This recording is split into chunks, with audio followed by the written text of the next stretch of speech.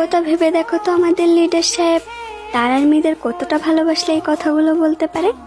RM তার লাইভে বলেছে, আমার বয়স 32 চলছে, আমার পরিবার আমাকে বিয়ে নিয়ে ভাবতে বলছে, কিন্তু আমি বিয়ে করলে তোমরা যদি দুঃখ পাও, এই জন্য বিয়ে নিয়ে আমি এখন ভাবতে চাই না। আর এভাবেই যদি চলতে থাকে তাহলে হয়তো আমি কোনোদিনই বিয়ে করব না, কারণ আমি তোমাদের দুঃখ দিতে চাই না। আর এগুলো শোনার পর কি বলবো কোনো ভাষাই আমার জানা নেই।